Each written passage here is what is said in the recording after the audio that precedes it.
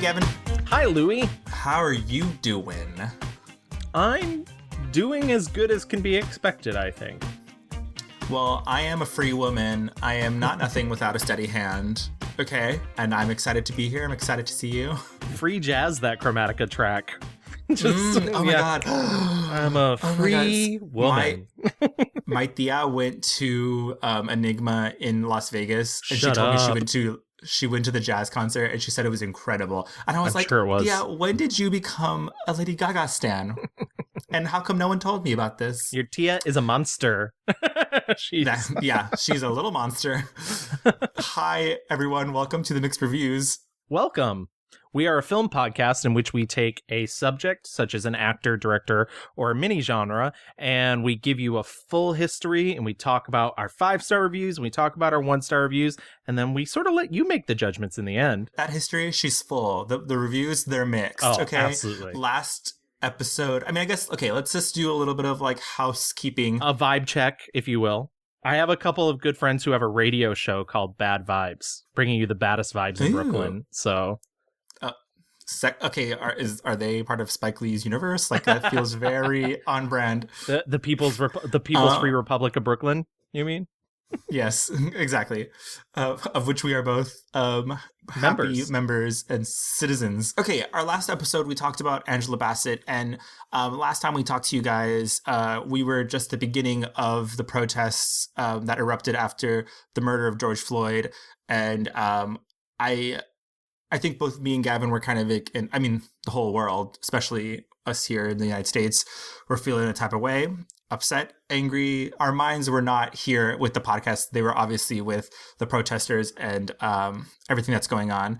And the fight continues. So me and Gavin gave money on behalf of the show. Gavin, I saw you're still donating. I went to my first protest last weekend. Truly, there's just nothing more inspiring or life-affirming than being out there and raising your voice to help raise up our community. And I highly encourage you guys to just, wear your mask, take some hand sanitizer and water with you, and just support. Like we said last time, the only wrong thing to do is stay silent. There are still murders of Black people happening every day. Every day. Yeah. And, Black trans lives. If your Black Lives Matter doesn't include our trans brothers and sisters, you can keep it, honey. This is now just not about George Floyd. It's about, all the people that came before him, that will come after him, until we make significant and lasting change. Please stay loud. Keep it at the forefront of things. It's not a fad. It's not a one-time thing. This was not like a weekend of protests and then we're done. You got to keep going until it changes. If you're an ally, please support in any way you can. As Louis said, he went to a protest. I've been advised not to go as an immunocompromised person, which really sucks for me because I really, really, really wanted to go. But I've been doubling some of my donations because of that. As Louis said, don't be silent. It's not worth it. You have to continue to fight. Right. And I think what that means for us here on this show and for our listeners, we've talked about, and me and Gavin spoke a little bit about what we wanted to do going forward. And what we landed on is, if you can't protest, if you don't have the funds to donate, educate yourself. Read books by Black authors, watch movies by Black artists. And that's what we're here to do now. What me and Gavin decided, we are going to uplift and celebrate the work of Black filmmakers and actors and actresses on this podcast, and we hope you guys enjoy the ride. Our last episode was Angela Bassett. Like we said, that was kind of, we had a great time doing that episode. It was not planned, obviously, how could we have planned that? But we're so happy that she was able to kick us off. And so before we get into our next episode, talking about a Black filmmaker that you might have heard of, let's go to the polls, Gavin. Which you better do when it comes time to vote. Absolutely. Wear your mask. Okay, so we asked you guys to go vote for your favorite Angela Bassett movie, and here are the results. My pick, Bozeman and Lena, came in at last place with 5.4%.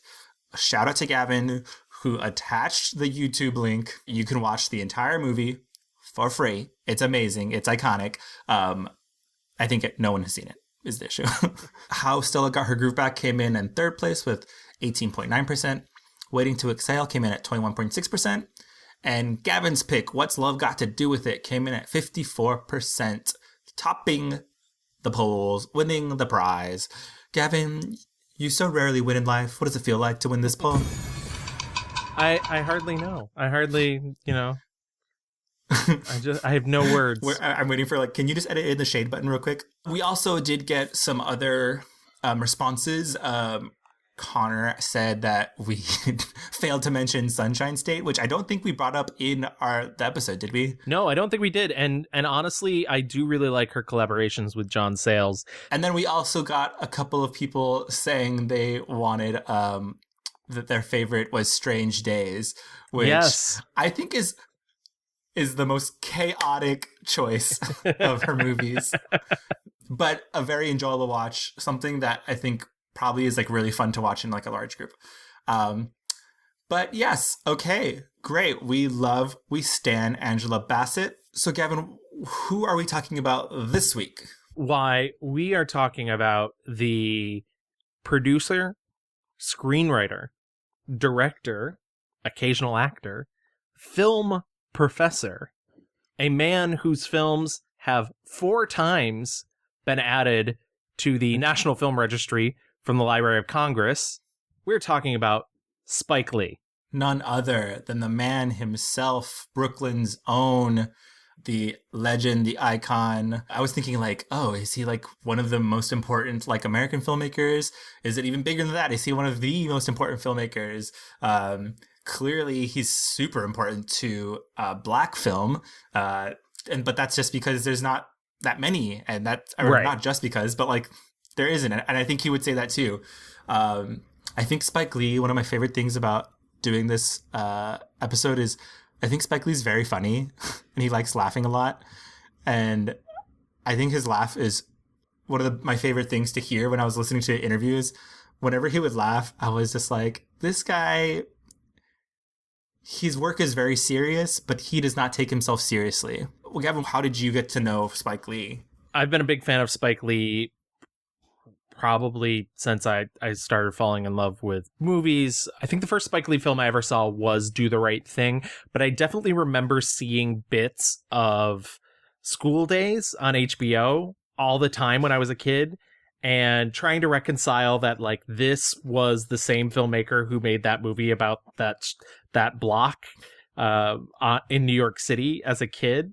And it's funny, it sort of spiraled from there. And I think the thing that I love about him, the thing that I've always loved about him, is he has such style and such passion for filmmaking. He has such a unique and interesting style. It's very informed by the filmmakers who came before him. He stands on the shoulders of giants. He himself is a giant for which many filmmakers now stand on the shoulders of. And you can tell the stuff that he takes inspiration from, but never feels like a copy, never feels like he's doing a direct lift. There's some filmmakers, some very famous filmmakers, whose entire careers are homages. Bloop. His are nothing like that. And then on top of that, obviously, he's a Black man in a white-dominated industry, a country in which his people were slaves, and all this informs the content of his films and makes them so passionate and so interesting. And he always wants to talk about more so. I think a lot of people are like, oh, his films are just about race. And I think that's very untrue. I think there's a lot of things that he wants to talk about. I think he wants to talk about sexism. I think he wants to talk about colorism in the Black community. I think he loves talking about contemporary life. He loves talking about politics, crime, poverty, and all these important issues that he infuses into his work and makes them instantly relevant to the time in which they are made, but also timeless for how they present themselves to the audience. I'm gonna right up top admit that I think the first movie I saw of his literally was Black Klansman. Yeah, I totally agree with you. I think his movies are so emotional. He has such emotional heft in all of them. He's always trying to say something beyond the the plot, but beyond like person did A thing to get to B thing to C thing.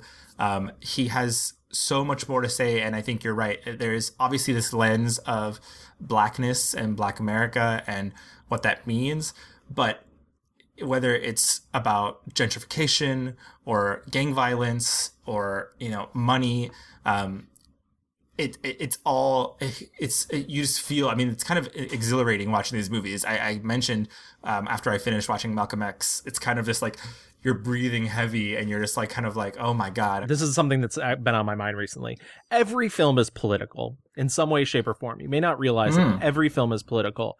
And the thing that's great about Spike Lee is he kind of wears his politics on his sleeve. The last movie I rewatched for this was Bamboozled, which I had not seen since college. And he actually comes out and says it in Bamboozled. Black people are not a monolith. No disrespect, but this is some bullshit. Well, I've done my research. These are Negroes we are talking about, not some lab mice in a cage. We are not one monolithic group of people. We do not all think, look, and act alike, Ms. Goldfarb. Monsieur Delacroix, let me assure you, I got my PhD in African American Studies from Yale. There is no one single representation. Right. There's no one solid political belief, and people need to get that idea out of their head. They are people as well. They're people first. And Spike Lee constantly wants to remind you of that. And I think that's what's interesting about his work. Is there's so many movies that are more interested in you walking in and not thinking about them in any way, shape, or form. I've heard him talk about that movies are, they can make you think a certain way, and they have responsibilities. And I think so many people have a tendency to just consider movies as an art form that is solely for entertainment purposes. The medium of film and television is very powerful.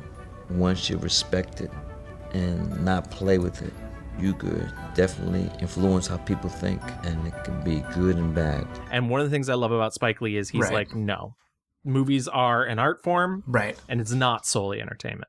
Right. He's so in your face, not only with his style, but like literally, I just watched Da 5 Bloods today, and he's like, yeah, it's a very entertaining thriller, but also you're going to see actual photos and videos of historical things that we don't know enough about. As Americans, as a society, we don't talk enough about, we don't recognize enough about. Every time you walk out of his movies, I think you'll feel like you're a better informed citizen of the world, which is kind of iconic. Like, I don't know, what's something that's less gay? That's kind of very good. I don't know. Oh, like, Louie, you're never going to be able to accomplish less gay. You're not wrong. So with that, I think that's an apt description of Spike Lee, and I think that's a good place for us to enter into our rewind. Ooh, boy, I had such a good time learning about Spike Lee. He is 63 years old, I think, right now. Yes. And he's still kicking, doing the thing, riding around town on his Knicks branded bicycle, going to protests. So yeah, it was really fun and amazing to read and learn about this guy who literally is living a couple neighborhoods away, Have you ever run into him? No. Oh my God, no. I did once walking home from the Museum of Modern Art, and I just walked past him, not saying like, but it was one of those moments where it's like, oh yeah, that's fucking Spike Lee. Like, what? Yeah. What's happening? Oh, Gavin, you went to the MoMA? Yeah, wow. Exactly. I was seeing a movie. Have I heard of it, the MoMA? Yeah. Have you guys heard of the MoMA? Just NBD. My good friend Spike Lee was there. So Spike Lee was born on March 20th, 1957. His real name is actually Shelton Jackson Lee. His mother gave him the nickname because she said he was a, quote, very tough baby. He was actually born in Atlanta, but moved with his family to Brooklyn as a child. He went to public school on Coney Island, which was a really poor neighborhood. Unlike his siblings, who actually went to a private school, St. Anne's, where his mom taught. His mom was a teacher. His dad was a folk and jazz bass player, playing stand-up bass, and Spike loves talking about how good his dad was. And one of the best. I don't want to jump in too quick, but is his father is still alive. Good distinction. So my father did the scores for all my student films. Then She's Gonna Have It, School Days, Do the Right Thing, and Mo Better Blues. His dad played upright bass, and music was very formative for Spike's childhood. He says he remembers going to concerts, and he even took some lessons to play different instruments himself. His dad, though, funnily enough, refused to play the electric bass when it was getting really popular, and so that made his career really kind of suffer. And his mom had to kind of pick up the slack as far as being the breadwinner in the family. The family lived in Cobble Hill for a little while, which was an all-white neighborhood. And Spike has said that he's experienced racism his entire life back until then. He also tells a story of how he tried to join the Cub Scouts as a child. Yeah, I wanted to join the Boy Scouts, and they said I couldn't do it because I wasn't Catholic. Yeah, well, we all knew what it was. My father told me what it was. So after that, I said, F the Boy Scouts. I don't want to be in them. They eventually settled in Fort Greene. And yeah, when he was a kid, Spike would spend the summer in the South with his grandparents, both in Alabama and Georgia. That's significant in that Spike has said, a lot of Americans think there's only racism in the South, but that's just not true. When he was a kid certainly he said when he was in Alabama, he experienced it a lot, but the same thing was happening to him when he was in Brooklyn with, these Italian neighborhoods that he would, was living and being a part of. He went to Morehouse College in 1975, which is HBCU, a historically black college university. His grandma in Atlanta paid for him to go to school. For 50 years, my grandmother, Zimmy Rita Shelton, she saved the Social Security checks for her grandchildren's education. And since I was the eldest, I got first dibs. So through those Social Security checks, which acquired interest over 50 years, she was able to help me get through Morehouse, NYU grad film school, and also gave me the seed money for my thesis film, Joe's Bedside Barbershop, which won the Student Academy Award in 1982. Spike, as a student, he was undeclared for the first 2 years of school. He just really didn't know what he wanted to do. He wasn't really doing anything with film. It wasn't until the summer before going to his junior year that he said his counselors were like, Spike, you've taken all the electives you can. You need to pick a major. And that he went home the summer of 77, and a good friend of his said, oh, hey, I have like this camera, this Super 8 camera, if you want it. I have a friend, her name is Vieta Johnson, who I grew up with. She went to Stuyvesant High School, very smart. One day, I wasn't doing anything, sitting in my stoop. Again, didn't have a job, and went over to her house, her apartment, and in the corner was a box, a Super 8. I said, what's in that box? She said, Super 8 camera. I said, what's in the other box? She says, it's a film. I said, you can have it. She just gave it to me. It's truly just fate. It's just, kind of this God's plan thing where he's like, I never would have picked up a camera. I never would have started making movies if she had not given me that camera. And it's as simple as that. And he talks to, it's so interesting to hear him talk about like life is weird luck sometimes, and you don't know where you're going to be, and you don't know what you're going to do. It's just like, we're all just banging around this universe and things happen. His mother was a huge cinephile, and his dad hated movies. So his mother was constantly taking Spike to see films with her when he was a kid. My father hated movies, so my mother was a cinephile, so I was my mother's movie date. I'm the oldest, but my father loved sports, so my love for sports came from my father, and love sports and music. And he said he would see things like, Scorsese's Mean Streets, way too young for the age. But these inspired him. The children's classic. Exactly. So when he gets this camera, he already has, a base knowledge. And it's so funny because I remember when I went to film school, was around the time DVDs started becoming a thing. And I remember Spike Lee doing an interview, and I've yet to be able to find it again, where he was like, kids, don't go to film school. Buy as many old movies as you can on DVD and listen to the director's commentaries.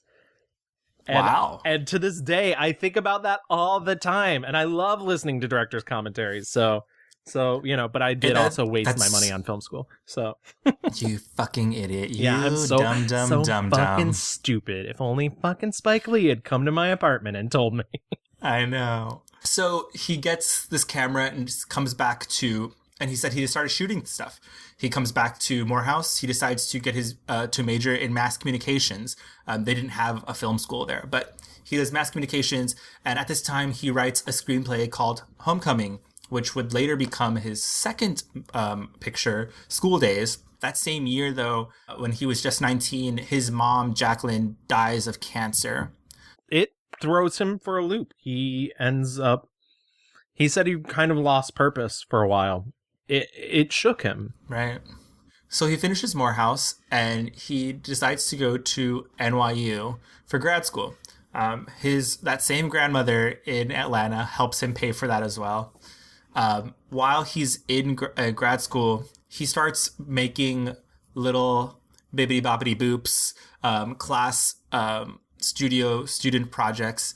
The first one was 1977's The Last Hustle in Brooklyn, which is like a 45-minute documentary. It's using all of the footage that he shot when he first got his camera during the blackouts in New York during the famous Summer of Sam, which he would have revisit in Summer of Sam. Yes. The titular summer. I also was able to find, I don't know if you saw this, Gavin, on YouTube, there's an interview of him, and it must have been right after School Days came out, and he's talking about The Answer, which was his second student film, and Joe's Bed-Stuy Barbershop, which was his thesis film. And again, these are, I don't think that these films are available to see anywhere, but there are little clips here and there on YouTube. The Answer was literally about remaking Birth of a Nation, a subject that he would revisit again in BlacKkKlansman. You have been chosen to direct a film. Not a black film either. Did you see The Wiz? 30 million bananas. We died at the box office. We have conducted a nationwide search and selected you to direct the $50 million remake of D.W. Griffith's Birth of a Nation. Miles, you'll never have a chance like this again. Birth of a Nation is considered one of the most formative films in filmmaking because it's an early film. It's D.W. Griffith, and it really, in terms of technique, defines a lot of the techniques that make up what most people think of as movies. Close-ups and moving camera, but as Spike Lee put it, no one in any of the classes ever talked about the content. No one ever mentioned how fucking racist it truly is. And it's not just like a little bit racist. It's not even just like Spike Lee says it's racist. It's really fucking racist. It is some KKK, aggressive blackface, like just horrible. And if you see BlacKkKlansman, you know what we're talking about. But so The Answer was about that, and he got a lot of flack, I think, from faculty who did not understand it. He got kicked out of school, but they'd already promised him another semester. The faculty, they voted me out. But they have fucked up, though. To help supplement my tuition, I was a teaching assistant, and I worked in the equipment room. And I was the hardest worker in the equipment room. So because of that work ethic, they had slipped up and made a mistake of giving me a TA-ship for second year before the evaluations. They had thrown me out, and somebody said, we can't kick him out. We gave him a TA-ship for the second year already. So he comes back again, and he makes Joe's Bed-Stuy Barbershop. And, P.S., he casually made it with his classmate fucking Ang Lee. Ever heard of him? Who worked on the crew. And that movie won the Student Academy Award that year. So suck on that, NYU. Also, literally, he is a tenured professor there. So now, Yeah. so whatever. So he graduates from NYU in 1982, and it is because of Bed-Stuy Barbershop. He is able to get a grant from the city, along with literally like $25,000 from his grandmother. Same grandmother, loved him so much and wanted to see him succeed. And I think, I don't know anything more beautiful than that. Like, it's just amazing, you know? And so he takes some grant money from the city. He takes his grandma's money, and with $175,000 and 12 days, he shoots his first film, 1986's She's Gotta Have It. It breaks the mold, like, right off the bat. He is talking about Black women and their sexuality. This movie is majority in black and white. And the movie like grosses like $8 million. You know, it makes a huge splash. It is no surprise that Spike Lee has had the career he has. You know, that first film came out the gate just like fucking bucking. I want you to know the only reason I'm consenting to this is because I wish to clear my name. Not that I care what people think, but enough is enough. And if in the end it helps some other people out, well, then that's fine too. I consider myself normal, whatever that means. Some people call me a freak. I hate that word. I don't believe in it. Better yet, I don't believe in labels. But what are you gonna do? And it's a little frustrating when you think about it, like in terms of the history of independent film, because people always talk about, you know, the big independent resurgence in the 90s, and a lot of the times they point towards Clerks as being the herald of that, but clearly Clerks wouldn't exist without She's Gotta Have It. You know, this primarily indie financed black and white movie that's very frank about sexuality. And I don't know, it's one of those frustrating things where it's like, I don't feel like I hear She's Gotta Have It come up enough. I don't know if it's because it's Spike Lee or because, I will admit, I have problems with the film. I definitely have problems with the movie. As you mentioned, it's about a black woman named Nola Darling who is sleeping with three men. She sort of created her perfect man by combining elements of all three of these men's personalities, what she likes best about them. And I will admit, like, I kind of think the way Spike Lee talks about it, even to this day, is a little gross, because he talks about, like, you know, what if you took a man and told his story from the perspective of a woman? Like, she's a woman who loves sex, and it's like, yeah, women are also people. Like, they also so like sex. What a crazy concept. I so know. Wild. But I do think it's really groundbreaking in the way that it treats Nola. She's a very well-rounded adult character, and also I think it's really groundbreaking in the way that it treats black bodies, because white people have a long history of sexualizing black bodies in a very sort of vulgar way, and this was black bodies being presented in a sexual way that didn't feel exploitative and felt more about the sensuality and not necessarily about, like, oh my god, it's a black person who's naked. Spike Lee has been criticized as struggling with his female characters and presentations of women in his movies. I think him and other critics have pushed back on that. I don't know if it's completely true. I think certainly there are some movies where I'm like, what the fuck? And he's even said in She's Gotta Have It, he regrets, there is a scene of rape in this movie that he regrets. And so She's Gotta Have It would be remade into a Netflix series, what, 4 years ago?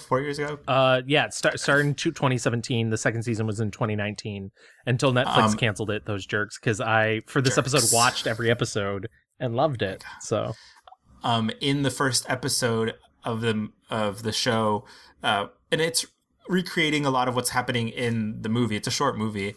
And she does almost get assaulted, and instead Nola fights back, and you know, it. So I do think, and he said before, he's like, I was immature. I was so young, and so I think at the very least, I'm glad that now in his early 60s, he's able to look back and recognize that there are problems with some of the characterizations and some of the things that he has done in his movies. But again, as a first film, it really cemented his style and also his intent on exploring these social issues around Black people. So he makes She's Gotta Have It, makes $8 million. With that money, he's like, oh, hello, I do have this screenplay that I've been hanging on to for a while. And in 1988, School Days comes out. And School Days is literally it's his time at Morehouse. It's a film just about a Black university and the students there and the differences they have. I love this movie. I think it's so fun. I've heard interviews where the people are like, wow, it was really unexpected for your second movie. And he was like, it was my second movie. What did you see that you were like, oh, it's unexpected? Like, but it's really interesting and very, I don't know, it's really funny and deep, and in my opinion, it's a little unfocused. I don't really hold it against it though, because I do think it's incredibly entertaining. It's a musical, it's a serious drama, it's a comedy. I don't know, and just that cast is Well, so I wanted to bring up, in case you don't know, Spike Lee likes working with certain people, and he also loves uplifting other Black artists and actors and actresses and cinematographers. And his first 4 movies, his father scored for him. His younger sister, Joie, has been in at least 3 of the films, also produced and co-wrote Crooklyn with him. Oh, she's been in many more than 3. She pops up for like 5 minutes in almost all of them. Ernest Dickerson, who was a cinematographer for a lot of his films. We actually talked about him in our Danny Glover episode, because he went on to direct Good Fences, and he directs a lot of like TV stuff. But he started off, he met Spike at NYU, and and he's an amazing cinematographer. His work is so good and looks so good.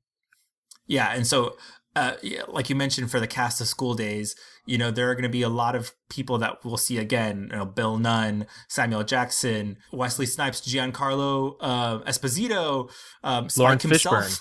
Yeah, Lawrence Fishburne, Tisha Campbell, and these are all Roger Smith also. These are all just like young Black people who I keep thinking, like, would they have gotten their breaks and their shots if not for Spike? And what a shame it would have been, because they're so entertaining. They're such good performers. Obviously, Denzel had already had a career, and Denzel's not in School Days, but he's worked with Spike in lots of movies. And I think most people would agree that like no one directs Denzel like Spike does. And then you also have like these titans like Ruby Dee and Ossie Davis. It's just like, it's kind of wild, the people that he works with. And I love it. In the next year, and again, this is also something that's crazy. He literally like is making a movie a year. Like he is a machine. He does in 1989, Do the Right Thing, which is maybe his most classic film, like the most iconic. It is the moment. Critics when the movie came out thought that the movie was going to like start riots in the streets. To this day, there was Denby, Joel Klein, another guy, Jack Kroll, I think. Is that his name? He used to write for Time Magazine. All of them said that. I think it was David Demi had the quote, like, please hope that this film doesn't open in your neighborhood. The movie famously was, or maybe infamously, was not nominated for Best Picture that year. And that year, Driving Miss Daisy won. And Spike has been very vocal about his, let's say, dissatisfaction. Yeah. I mean, the most classic moment from that Oscar telecast was Kim Basinger, which, by the way, fun fact, Do the Right Thing came out the same night as Batman, as Tim Burton's Batman. Just for historical context. Is it Basinger? I think it's Basinger. Basinger? So the most famous thing about that Oscars telecast is Kim Basinger gets up to present Best Picture and drives the show to a halt by being like, the Best Picture isn't up here. But there is one film missing from this list that deserves to be on it because, ironically, it might tell the biggest truth of all. And that's do the right thing. Yes. Yes. Yes. The film goes to Cannes, and it gets fucked over at Cannes, and it's so funny because previous subject of the mixed reviews, Sally Field, is on that Cannes jury, and she has told Spike Lee that the reason it didn't get the Palme d'Or was because Wim Wenders, who was the president, did not think that his character acted nobly, but they gave it to Sex, Lies, and Videotape. What the fuck? So I don't know. But I love the fact that Sally Field's like, "Hey, Spike," calling him up on his cell. Like, yeah. Sally was like, "Hey, girl, I've got the hot goss. I'm spilling the tea." No, I mean it's not funny, but it is funny, but it's not. That, like, literally, you know, I think a lot of his career people have said, like, "Oh, Spike is such an angry black man," which is already a stereotype for black people that is not real and fucking offensive. But if anyone had the fucking reason to be mad, it would be Spike Lee. You know, he is making these, like, groundbreaking movies, and systemic racism in the industry is literally keeping him down. Like, just the idea that Tim Burton's first Batman came out the same day as Do the Right Thing, and, you know, I'm sure white America was flipping their shit for Batman, which it is was. a good Batman movie. was like the most popular movie of that year. So right, but imagine, like, Do the Right Thing, which was probably one of maybe 2 or 3 black movies that come out. You know, like, and I think that's, like, it's wild to think, like, is it groundbreaking literally because we're seeing black people doing things on film? Are we learning about that black people are people? Like, it's just like... We've talked about this with other directors and other actors. It's not Spike Lee's responsibility to be like, black people are people. You, as an audience member, should have been doing that work in the first place. But the other thing I do want to talk about before we move off of it, you mentioned the angry black man stereotype, and the unfortunate part about that is, more often than not, Spike Lee is made to answer for all black people than he is allowed to talk about his work. And it's really frustrating to look at all these interviews, a lot of them when he said some of his most controversial stuff. Not all of them. I'm not going to absolve him. He has said and befriended many a controversial figure over his life. But for a vast majority of them, he is constantly asked, what do black people think about this? How do black people feel about this? And as I mentioned in the intro, black people are not a monolith. And Spike Lee does not speak for all of them, and he does not want to speak for all of them. But because of his platform, and he shouldn't have to. And he shouldn't have to, exactly. Because of his platform, he gets backed into that corner so many times in his career. The reason people are only seeing so few representations of black people in the media is because there's so few black people given the opportunity to present them. And that's why there needs to be, you know, more diversity in terms of media. There needs to be more diversity behind the camera. There needs to be more diversity in seats of power. There needs to be, you mentioned the film critics, a majority white film critics telling people that there were going to be race riots if this movie opened in their town. There needs to be more diversity on film criticism side. So Do the Right Thing, big watershed moment. In 1990, he comes back with Mo Better Blues, which I think, correct me if I'm wrong, this is his first collaboration with Denzel Washington. Is that right? Correct. And this movie literally is paralleling a lot of his experience with his father as a jazz musician. Joie is in this movie as one of the love interests. It's stylish. It's sexy. I love, there's nothing better than fake instrument acting. I just love it so much. And they are doing it like the piano, the trumpet, the saxophone. Wesley Snipes on that sax, killer. It is also the first time in which Spike Lee, what has become the Spike Lee signature shot, is included in a film, which is the double dolly, which the camera is placed on a dolly, the actor is placed on a dolly, they travel together, so they kind of look like they're floating. Though Spike Lee and Ernest Dickerson decided after Mo Better Blues that if they were going to continue to use that shot in movies, it had to serve a good purpose.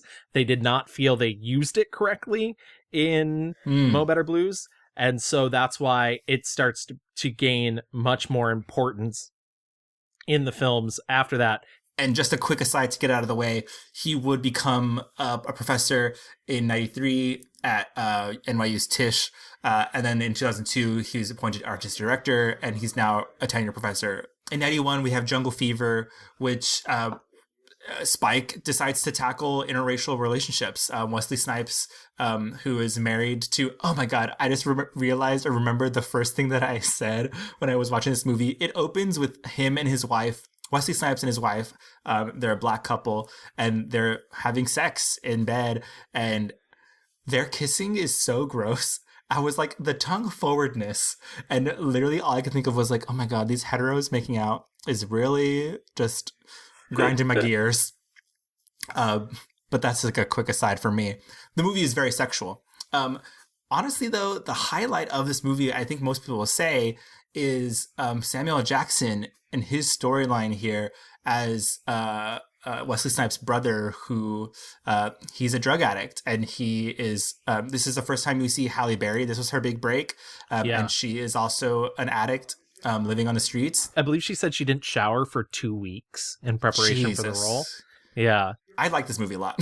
I liked it a lot too. And without getting too personally into my life, like if you've ever had a sibling that's addicted to drugs, like that shit hits fucking real. And literally, Samuel L. Jackson's character is so well played, and his performance is so amazing. So much so that at Cannes, they had not had the Best Supporting Actor award. They'd gotten rid of it, and they brought it back just to give it to Samuel L. Jackson. And genuinely, I don't know. There's so much to like in that film. What is all this shit? Where's the money? Why you tripping like this? Why don't you just give me the money? I told you, honey, you won't find no money in that pocketbook. I haven't got any money. Not the kind of money you looking for. $20? Is that all the money you got? Please go. Boy, didn't I tell you never to set foot in my house again? Where's the money? Why you hiding? Let him go. Have you lost your natural mind as well as your soul? Didn't I tell you never to darken my door again?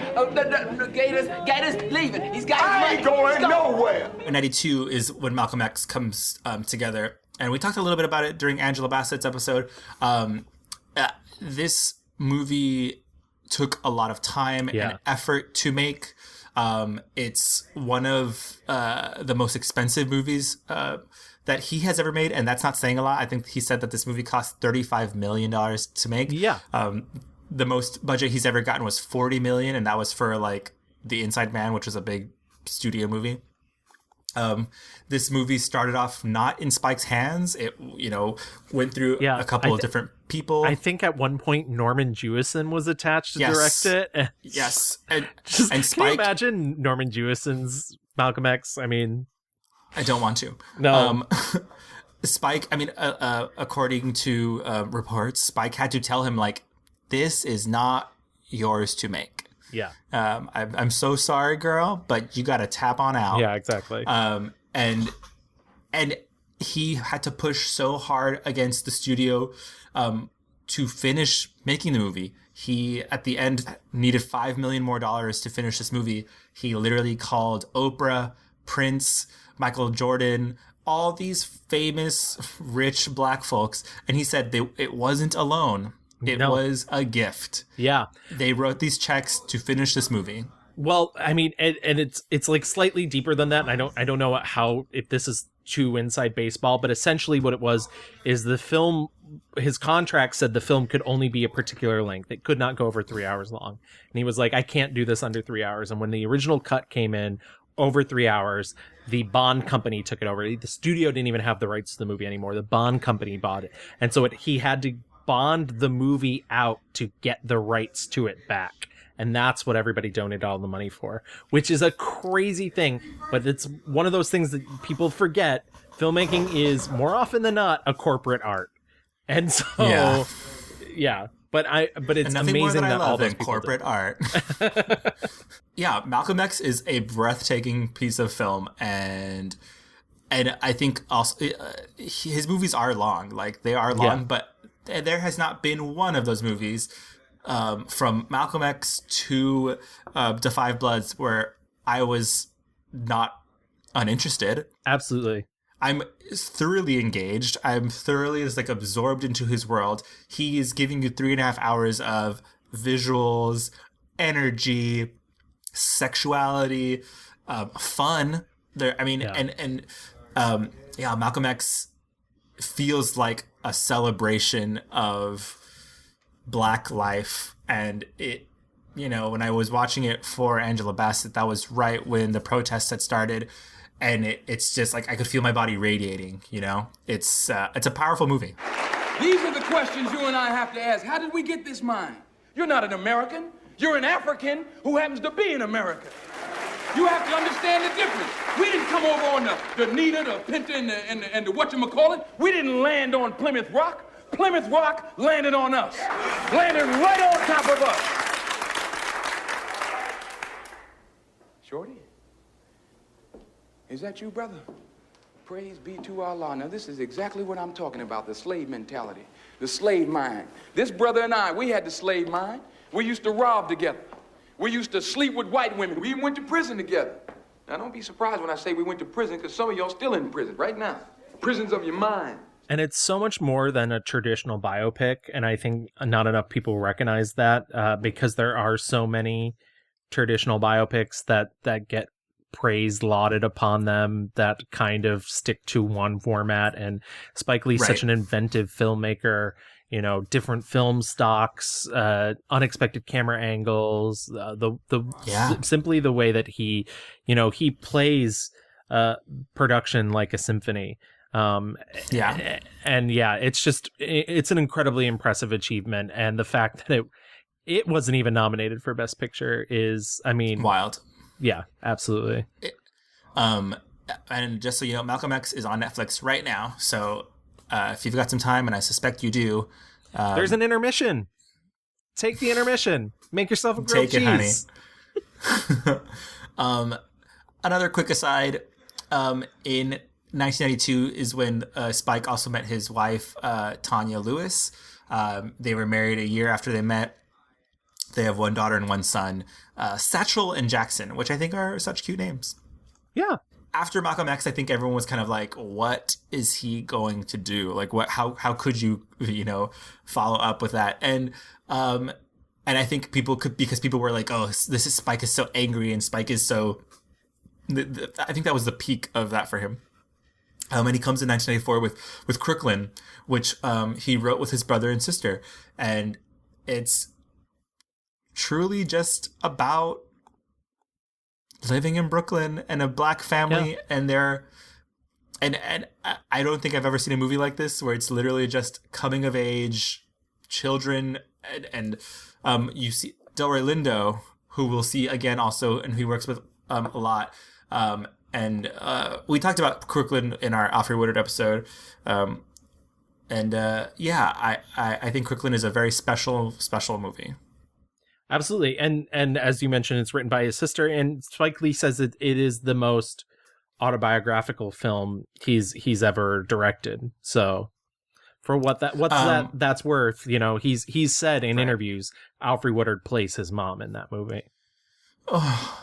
Spike is also not afraid of genre.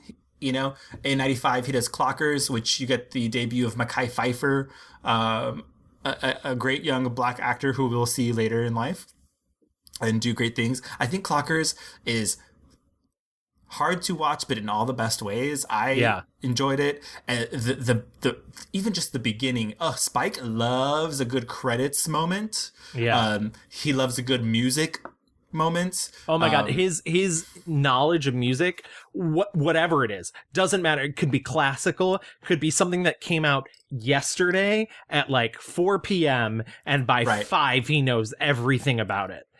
It's insane. His knowledge of music is, I mean, maybe one of the most impressive things about him. Moving forward, Girl 6 was one of the first, or is the first movie that he directed that he did not write at all. Yes. It was actually written by Susan Laurie Parks, who you might know from Top Dog Underdog, which won, I think, the Pulitzer for drama. All I'll say about Girl 6 is that I think it's trying to be saying something. It's real sloppy doppy, though. It is a little sloppy. I do like some of the stuff in it. I'll be perfectly honest. I've never had an issue watching Girl 6 and not it getting something out of it that, you know, I mean, Jennifer Lewis's character is so much fun. And also, I always think it's funny that it's the first film that he didn't have a hand in writing. And yet, the opening monologue and the closing monologue are the opening monologue from She's Gotta Have It. The only reason I've consented to doing this is because I wish to clear my name. Not that I care what people think, but enough is enough. Some people call me Hold on a minute. Yeah, well, can I finish my monologue, please?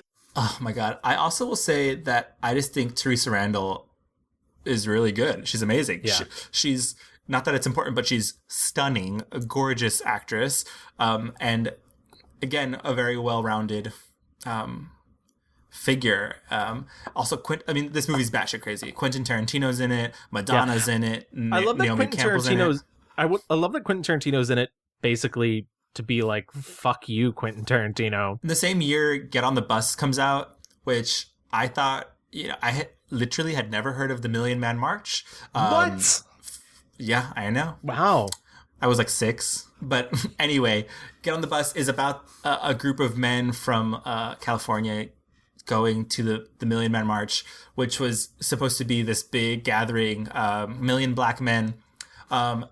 I think it's kind of beautiful. I thought, seeing black men being emotional and sensitive. You also, Gavin, we're eventually going to get there, and maybe now is a good time to talk about Spike talks about gay people quite a bit in the movies.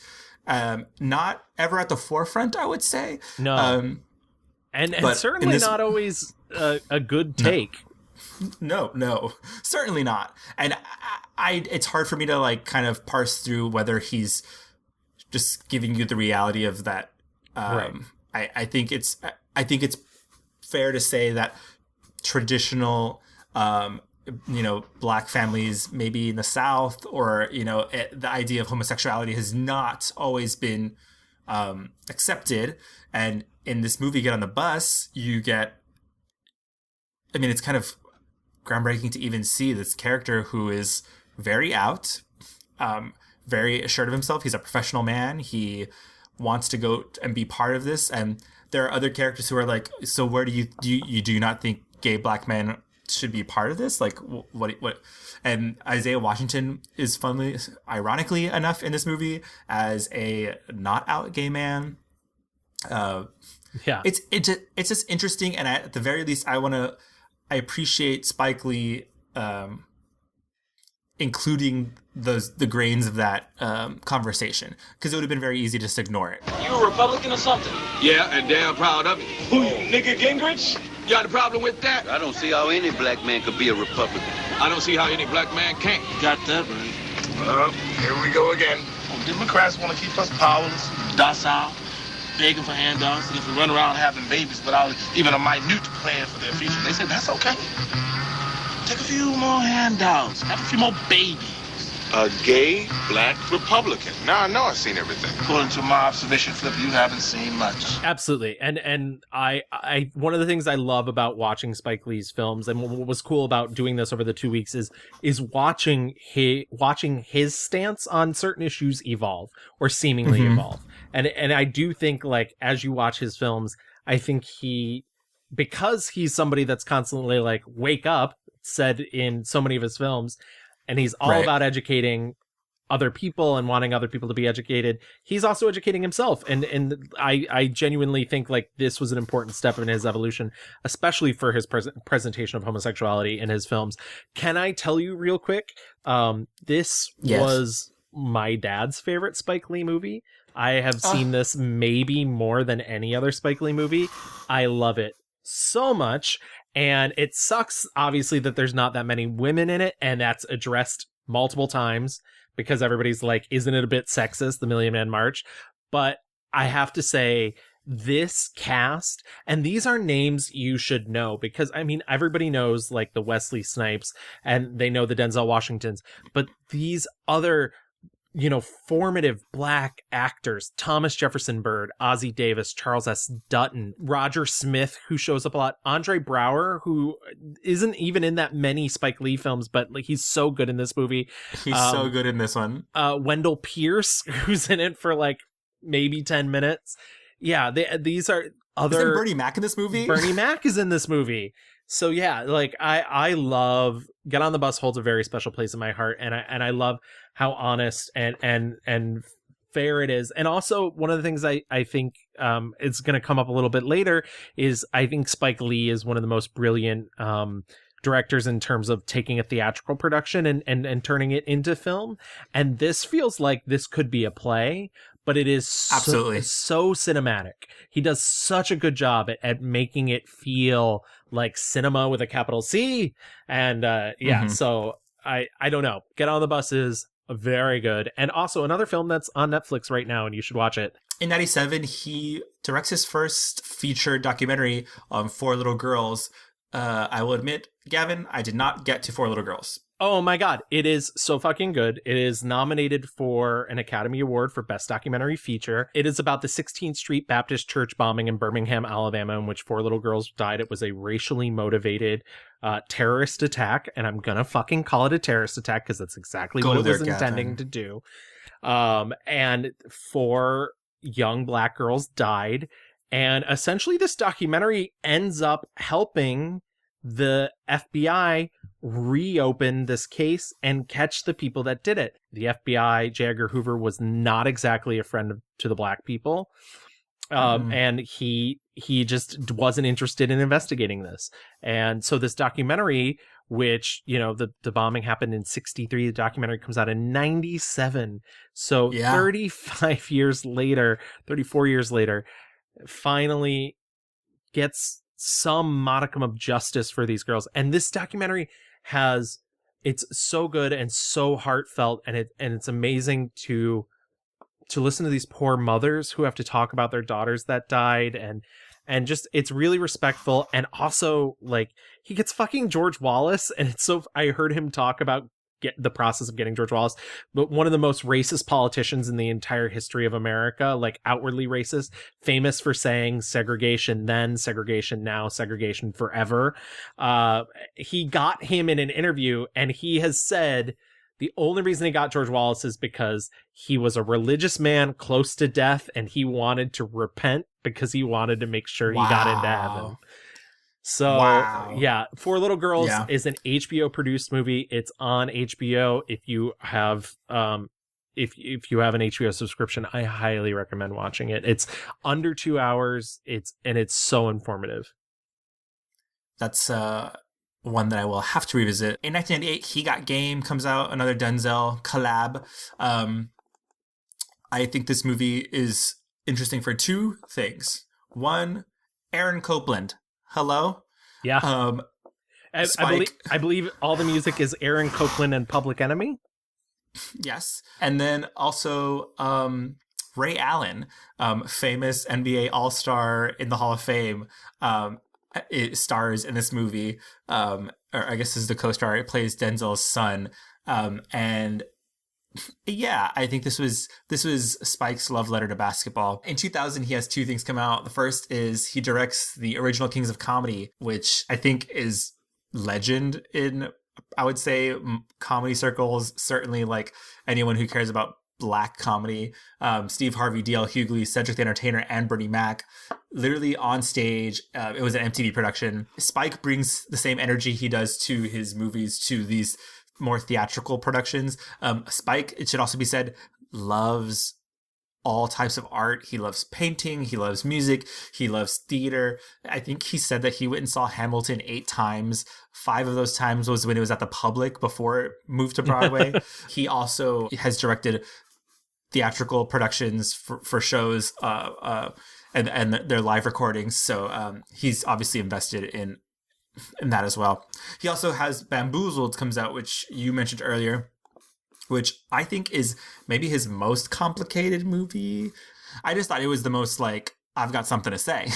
Can you talk to me about like because technically this movie looks different than his other movies? It was shot on consumer grade DV cameras, which are just the little handheld DV cameras that you can buy like at Target. The reason it was done this way was so that they could have 15 cameras rolling at once. So at any given shot, there are multiple cameras going at the same time. Also, a lot of TV shows that were shot in that era were shot on early digital. And so what he was attempting to do was replicate the look of a TV show, but not for the portions in which the TV show is shown. Bamboozled is a film in which Damon Wayans is a fed up TV exec, and he creates a modern day minstrel show. The modern day minstrel show portions are all shot on 16 millimeter film, which is why that color is super saturated and bright. That grain is real big, and it looks so different than everything else in the film. Right. The movie is a little bit all over the place for me. I think it's the producers meets network. It really is, because it's a producer coming up with a concept that he's sure will fail, and then it's a huge hit. And the concept is something that America should see through, should be totally against, but they get completely bamboozled into believing it's something acceptable. Right. And it's Mantan is the show, and it's literally they pick up these like tap performers off the street and put them in blackface. Jada Pinkett Smith plays Damon Wayans' assistant, and she's like, we have to be ready for the outrage. America is going to hate us. We're going to have riots and letters.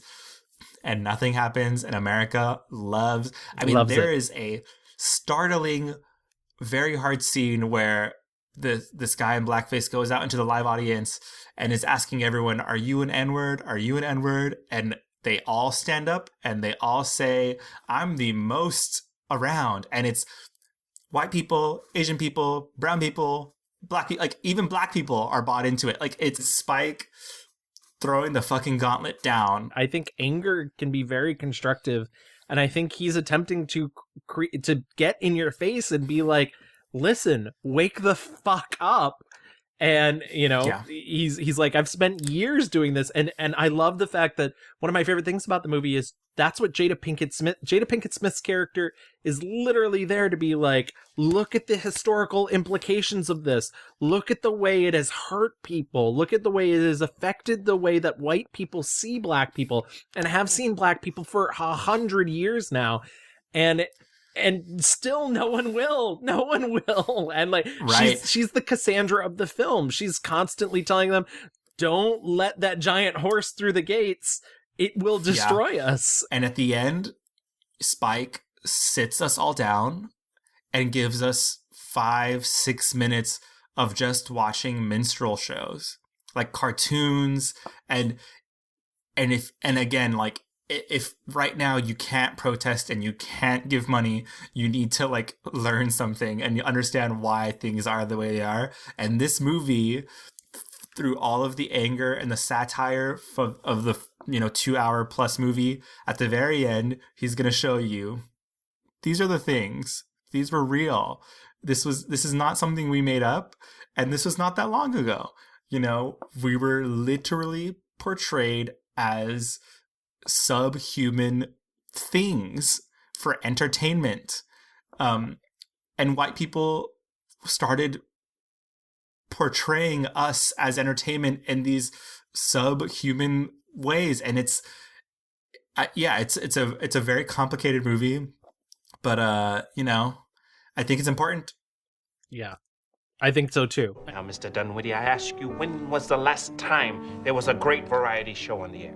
Carol Burnett? Carol was bugged. Hee-haw? Hee-haw was Keenan and Kel. Yo, that's the stupidest shit on TV, yo. So I say, let's take this form, this very American tradition of entertainment into the 21st century, the new millennium. Okay, no. What's the name of the show? We need something that we could sell. Mantan, the new millennium minstrel show. Mantan, the new millennium. I really like this. You know how I know? I'm getting a boner. I mean, there's clearly a reason it's in the Criterion Collection, but also the Criterion Collection has Tiny Furniture. So Tiny Furniture? Yeah. Is that Lena Dunham's movie? Yep. Sure is. In 2002, he also makes 25th Hour, which is an Edward Norton movie. That's the first film about literally about anxiety post 9/11. It's so good. It's one of my favorites. Yeah. It's a very, I don't know, like a balm on and he's like showing you pictures, like video of Ground Zero, and life is happening around it. Also forgot to mention Rosario Dawson in a lot of his movies, including this one, who is so good. Who are you to get all righteous with me? Huh? Did you disown him? You're his best friend, and you never said a thing, but this is my fault? I'm the evil one. But I never took his money. Never once. Not a red. How long have you been saving this? Huh? I came over here to talk to my friend Francis. 1 minute ago, you were my friend. Are you drunk? Tell me you've been drinking too much. You don't know what you're saying. You're fucking drunk. I'm Irish. I can't get drunk, all right? I know exactly what I'm saying. 7 years from now, I'll be at the prison gate and you'll be married to money, right or wrong. What is wrong with you? What is wrong with you? You want me to be the bad guy? Fine. I'm the bad guy. Are you happy now? 2004, we got She Hate Me, which is very fucking weird. Anthony Mackie, though, one of his first movies that he's in. Let's just skip around. In 2006, we got Inside Man, which I think is his last collab with Denzel. Procedural cop drama type thing, but very good. Very important. 2006, he makes the HBO docuseries When the Levees Broke. It's like 4 hours long, I think. I did not watch it. I hear it's very emotional. I hear it's supremely good. People out there who don't think, for some reason in their brain, movies and documentaries are different things, turn that off, because documentaries are movies. And turn it off. You should watch this. In 2008, he does Miracle at Santa Ana, which it was when he decided he wanted to make a war movie because fucking Clint Eastwood was making all these war movies that had 0 black people in it. And he was very vocal and very oppressed Panini about it. But also later he said that the media overplayed the drama. But still, we get Red Hook Summer in 2012, Old Boy in 2013, which is a Korean remake. A remake of a Korean film, yeah. Correct. The Sweet Blood of Jesus in 2014. It's a remake of we very briefly talked about this film called Ganja and Hess, which is a black vampire film from the 70s, and it's Spike Lee's remake of that. We talked about Chirac in our Angela Bassett episode. He also directs this like Michael Jackson documentary, and then we get to our modern day stuff.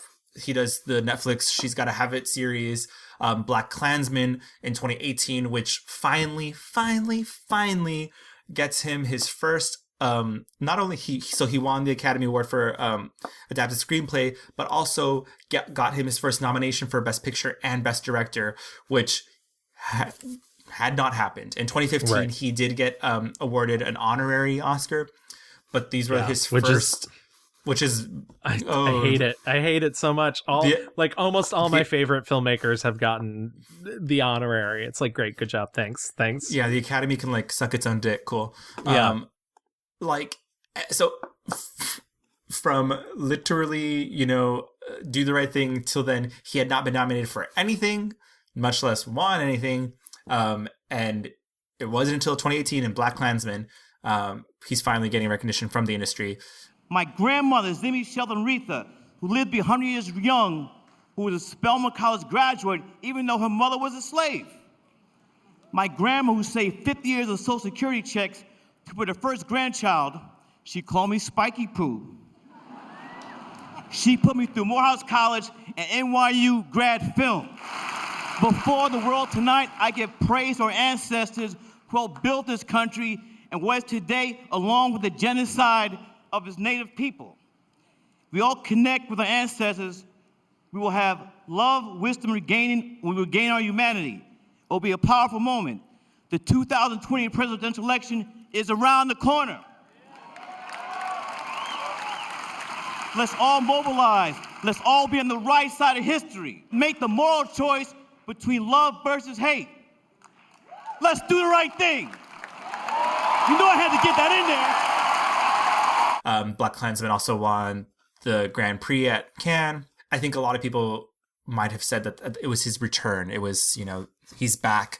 But honestly, I think it's less about that. And I think it's, he had been making really good movies for a long time. I think Oscar So White was pivotal in this, and to changing attitudes about, and also just realizing Spike is one of the fucking best, Yeah. And like we mentioned at the top of the show, just last week, Da 5 Bloods came out on Netflix. It was supposed to have a theatrical release before premiering on the streamer, but that's not happening anymore. But that Ever, anywhere. Ever, anywhere. So that kind of gets us to where we are now. And we'll talk about Da 5 Bloods in our fast forward. But I think that kind of...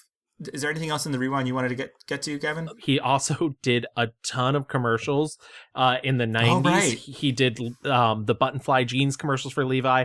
Nike, some executives had seen She's Gotta Have It, loved the character Mars Blackman, had just signed Michael Jordan to do commercials, combine the characters. And so it was Mars Blackman and Michael Jordan, very famous ad campaign. And that really actually helped get Spike Lee's name out there. He has said before he's never intentionally wanted to be an actor, and he doesn't particularly think he's very good in any of his movies except for Do the Right Thing.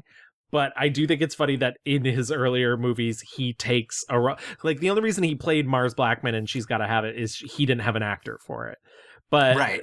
But it is funny that he then continued to play characters in his films. It's rough. It's very hard to be a good actor, and I think what I do is limited, so I just try to do my little part and get out of the way and let the great actors like Denzel, Wesley, Anthony Quinn, John Turturro.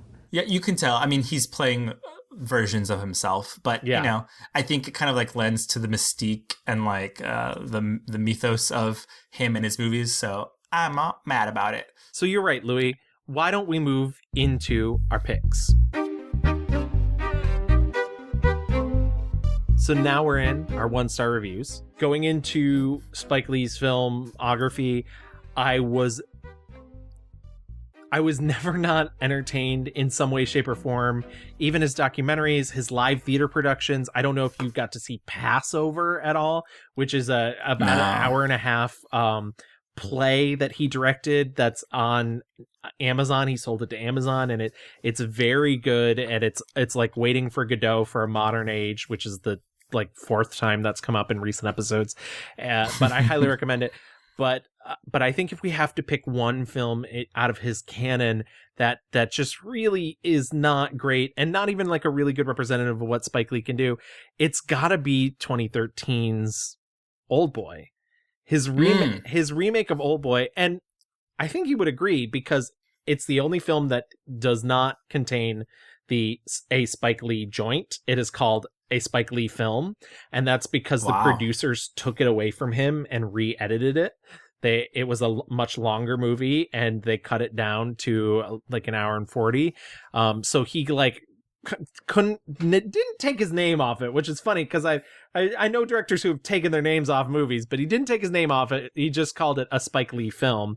And and Oldboy, for those who don't know, it's about an ad executive played by Josh Brolin, who he's like a drunken mess and he's not a good family man, and he gets kidnapped one night and he spends the next 20 years imprisoned in essentially a hotel room, and then is let out and is told that he was put there as revenge, and he has 46 hours to figure out why he was in prison and what the person that imprisoned him is getting revenge for.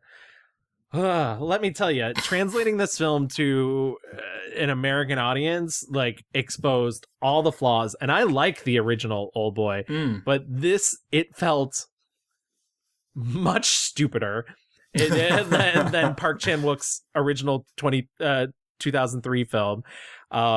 It was I also don't understand the purpose of remaking a film if you have nothing new to say, which is not to say that there are not plot elements that are different. There are plot elements that are different, but just changing a couple facts around doesn't mean that you're bringing anything interesting to the table. And so, like, maybe you get occasional, Spike Lee shots in there and a little bit of the Spike Lee style. But for the most part, it's like showing up and watching a cover band of one of your favorite bands. And so it's Spike Lee doing his best Park Chan-wook, and it's not, I don't know, it doesn't play that well. As I mentioned, Josh Brolin stars in it. Elizabeth Olsen plays the woman that he meets after he gets out, who helps him figure out everything that's going wrong. Samuel L. Jackson. I think this is maybe the first time he worked with him post Jungle Fever, before Chirac. And Samuel Jackson's the only person who's clearly having fun in this movie, basically playing the same character he played in The Spirit. And Michael Imperioli's in this, but the biggest crime, and I'm so sorry because I have seen him be good in movies, but it's very few and far between. The villain of the film is played by Charlton Copley, and I just don't like him. I just don't think he's very good. And yeah. I'm so sorry to this man. Yeah, I'm so sorry to this man. Answer 2 questions. 1, who am I? And 2, why did I imprison you for 20 years? If you provide satisfactory answers to both of these questions in a little more than 46 hours from now, you win. Refusal of the challenge brings the same result as failure. You stay a fugitive from justice. You get no reward, no closure, and I kill your daughter. It's a mess. I'm not going to spoil the ending for you because I really think if you want to watch a version of Old Boy, you should see the 2003 original. And there's like some twists. You wanted a twist? But she's got him. But yeah, but when you get to this film, it's like, no, ma'am. But the high point and shout. Yeah. The high point of this film is Elizabeth Olsen, and I spent most of the time just feeling bad she was in it. So yeah, so my 1-star review is definitely that. Louis, what is your 1-star review?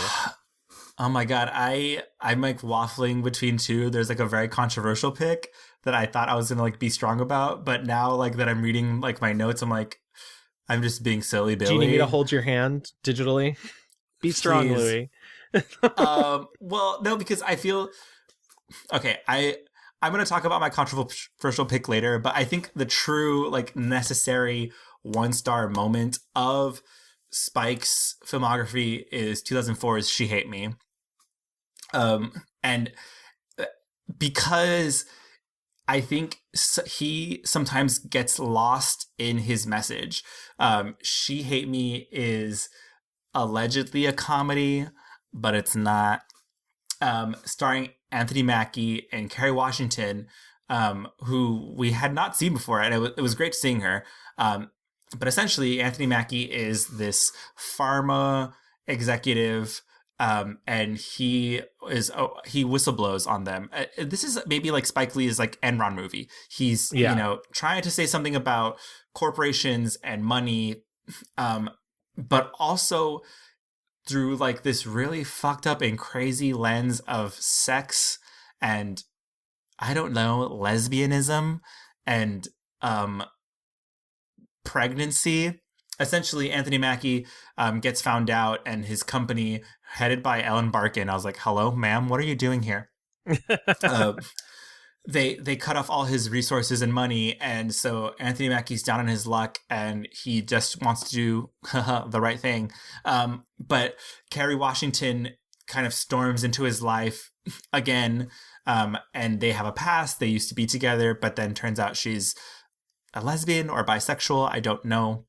Probably more on the bisexual side than lesbian. Yeah. The movie's a little murky in that territory.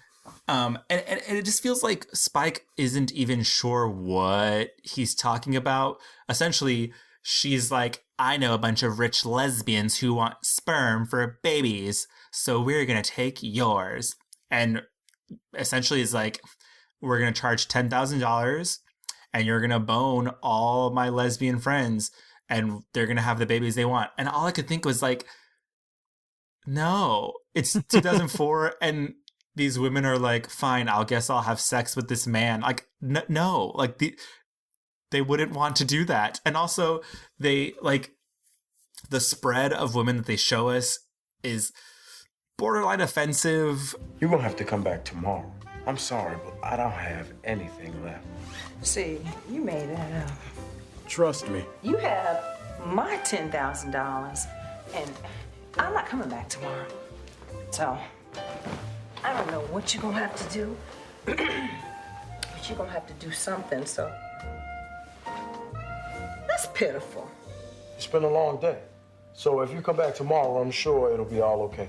You have my money. Now, I don't know if you need to go watch some porno flicks. I don't know, call Fatima, Alex, somebody, have some phone sex. Whatever you need to do, you need to get it up. Get this thing, okay? Okay. You know, women don't even have this problem. This is just, to me, the most unfocused, and I don't know what he's trying to say here. She's a messy gal. She's kind, but it's she's no messy. Gif. Yeah. Oh, yeah. Like, waitress, everyone, waitress. We're gay. I do like things about it, and I want. But you're right. I think everything you're saying is right. I will give this movie one more thing before we move off of it. Shrita Chowdhury. Yes. Oh my God. Ever so briefly. Also, before we go though, I put this on our Instagram. Actual cartoon sperm with Anthony Mackie's face superimposed onto it. Okay, let's get off She Hates Me. So was there anything else that you saw that you didn't particularly like? Okay, this is my controversial pick. I think He Got Game is not good. Really? The reviews there are mixed. I like and appreciate the idea of wanting to show basketball as this beautiful game and giving it the loving treatment that other sports get as America's pastime. I appreciate that. I love the Aaron Copland music. I think Ray Allen was fine. I think Denzel is also fine. I think, why the fuck is Mila Jovovich in this movie? Yeah. What the fuck is that storyline even about?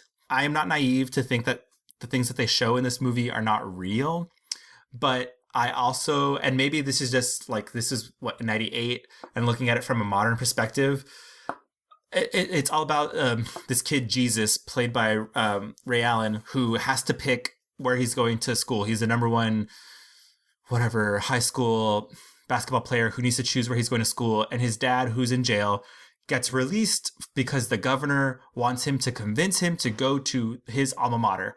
But it's like Spike Lee taking down like professional basketball or professional, and how people commodify black men just for entertainment, which I get, but like all these other people are like, come to our school and like you're gonna get laid, and there's a lot of like, to me it felt like the most like objectify type grossness, and I was just like, it seems very cynical. That's, I guess, what I'm trying to boil down to. It seems like a very cynical view of this kid who is going to be very successful, you know, and has a bright future ahead of him, and how people are trying to take advantage of him. And it just felt a little heavy-handed to me, and yeah. And in the end, it kind of felt like a little bit of a nothing burger, because in the end, there's no grand anything. So... Yeah, I mean, I obviously liked it a bit better than you. I didn't dislike Denzel's performance. My big issue with that movie is the entire conceit of it is so ridiculous that it's just like they wouldn't just let somebody out of prison for... Right, because the governor, like, yeah, you better get your boy to go to, quote, big state university. Lol. Oh my God, yeah, the names of the colleges are, it's like State University and Big Tech University. It's just like, Spike, come on. They're like, you have to come to Tech U. I was like, Tech U? Ma'am. That's just my own little bugaboos. Was there anything that you did not like, or was on the lower end of the spectrum for you? I mean, the only other thing I can really think of that like really bugged me enough to be like, ugh, I hate this, was The Sweet Blood of Jesus. And I don't think it's the worst film I've ever seen. In fact, I think, a lot of it's shot on digital, and I do think there's some really beautiful moments in it in terms of look. But it's just, I don't think Spike Lee should remake movies, because I think when he's remaking them, he loses what he's trying to say about, and like clearly there's some differences between Ganja and Hess in this, and it feels like maybe there's a little more dialogue in The Sweet Blood of Jesus about gentrification in comparison to the original. But man, oh man, is it, for being under 2 hours, it's a bit of a slog, and the characters feel real dull, and it just doesn't work in the way that I think he's thinking it works. But that movie was the money for it was raised on Kickstarter, and being the kind of playful person he is, the movie begins with an official Spike Lee joint, because it was the first movie he made after Old Boy. So wow, yeah, salty girl. But yeah, I mean that's really my only other one that I took much of an issue with. Fair. All right, let's move into our 5-star reviews. My 5-star review, pretty clear to me. It is 1988 School Days. One, I am a sucker for young adults. I love all stories about high school and college age people. I think they're so fun. And School Days just is bursting with energy. And girl, imagine it is your second film and you decide to take, 8 minutes to have a full musical number of Black women dancing and singing about good hair and quote bad hair. Talk about good and bad hair, whether you're dark or you're fair, so you can go on and swear, see if I can, good and bad hair. I was shook. And also I love, it was 1988. I'm sure there was not a lot of Black culture on film. He takes the time to really put you in this universe, showing these fraternities and sororities doing their lines and stepping, the parades, the football game. It's all just so fun. Just so you know, the school is about, Lawrence Fishburne's character, Dap, who is really politically motivated, and he is trying to get the school, which is a fictional HBCU, to divest from South Africa. And there's his side of the student population, and then there's this other side of fraternity brothers who are, I think they're called like the Rays, or Gamma Phi Gamma, and they're led by Giancarlo Esposito's character, and Spike Lee plays Half Pint, who is the cousin of Dap, who's trying to get in, and they're having to do all these like really embarrassing, and they're being hazed. Tisha Campbell plays the lead of the Gamma Rays, which is like the female offshoot of the fraternity. And there's a lot of talk about colorism, and just, being what type of Black person, quote unquote, are you? Right. My favorite part beyond the musical moment is when they go into town and they run into, I think it's Samuel Jackson. It is Samuel Jackson. And these other Black men who just live in town, who are townies. And these are the guys who think they are, the college students are trying to, make a connection or they just want some salt, and they realize, that the townies, they think that these college Black kids are even snooty and think that they're better than everyone else. And so it's this weird, super interesting conversation about class and society, and again, just showing the Black culture in a way that we hadn't seen before, and I think is very rarely looked upon again. You come downtown year after year and take over. We was born here, gonna be here, and gonna die here, and can't find jobs because of you. Yeah, right. Can we go? Okay, can we just go? We may not have your education, but we ain't dirt neither. And ain't nobody said all of that, all right? You mission punks always talking down to us. Look, brother, I'm real sorry that you feel that way, okay? I'm really sorry about that. Are you black? Take a look in the mirror, man.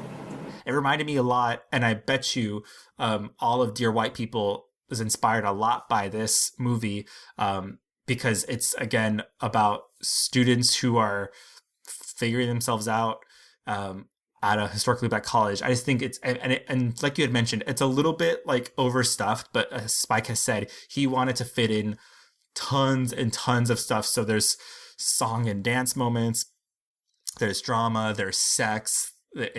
And at the end, classic Spike, it literally ends with them saying, wake up. It's so good. This movie, I want to live in this universe. A couple things just on the other side of that. The movie is a clear inspiration to the TV show A Different World, which was a spinoff of The Cosby Show. Yes. A lot of the actors from this movie went on to play characters in A Different World. Spike Lee has said other black people he's met have told him that this movie was responsible for them wanting to go to college because this sort of higher education was rarely presented in this format for black kids. And so that's a really cool thing. I will ask you though, and I know it's of its time, so you can't get too mad. How did you feel about the like super homophobic music number though? It's interesting to think, I mean, because so what according to Wikipedia, Spike Lee literally treated the two sets of groups very differently. Like if you were part of the Gammas, they set them up in really nice hotels. And if you weren't, you were like in really fucking shitholes. And that scene specifically, when they're doing their line and presenting their fraternities, the fight that you see in the movie is real. Like it wasn't scripted. It was like, they fucking hate each other. But the like crescendo to that is Lawrence Fishburne's group calling the Gammas faggots over and over. And again, I think, this was 88 and Spike has said, how immature he was. But also he's reflecting the reality of his experience at Morehouse. I'm sorry, honey, but I do not doubt that in the 70s and 80s, that is the language that was being used. It's hard to hear. It's hard to watch. And the one thing I guess I can say about that is it inspired Justin Simeon and stuff like Dear White People, where you get all of that, but we're in a such richer world where you get queer life at a historical black university.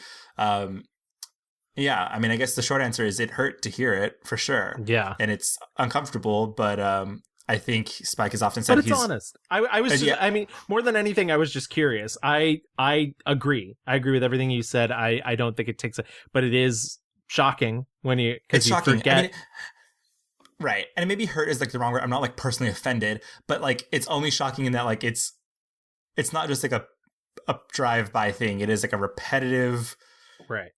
These two groups hate each other and this one group decides to call them faggots and over and over in a song and dance number. And these are supposed to be like the morally superior group. And that's what makes maybe what I take issue with is that they're supposed to be the quote unquote good guys. Also real quick, just want to talk about appropriation. The musical number that occurs before that is called Ice Ice Baby. And Vanilla Ice steals those lyrics, like the lyrics and the beat, and applies them to Under Pressure and creates an entire hit based off of no work of his own. And I just, still to this day, I'm always just like, other than like the like shitty rap portion, what is original about that song? Nothing. Anyways, I digress. Great. Classic white people stealing shit. Oh yeah, absolutely. Great 5-star review pick. What about you, Gavin? I mean, this is going to sound really basic. I do think he's made many, many films since then. And I don't want to be one of those people that's like, oh, he peaked early. No, I think he's had an amazing career and he's made many things great since then. But my 5-star review has got to be 1989's Do the Right Thing. I just genuinely, it's such an important movie because it's about a time and a place and yet is so prescient to what's happening now. nonetheless. I Do the Right Thing, for those who haven't seen it, which honestly, if you have not seen it, pause the podcast, go watch it right now. But it's a film, it's on Netflix, go do it. It's a film that takes place during one day, on the hottest day in New York City. It is on one street block in Bed-Stuy, Brooklyn. Spike Lee plays I guess he's the main character, but there's so many characters in it. Mookie, who's a 25-year-old pizza delivery guy. He works for Sal, played by Danny Aiello.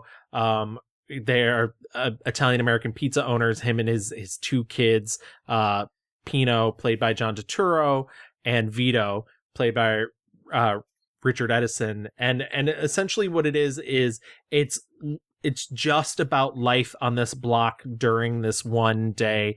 It's incredibly hot. Everybody is outside. You know, they've turned on the hydrants. They're eating ice cream on the steps, you know, drinking beer on the steps.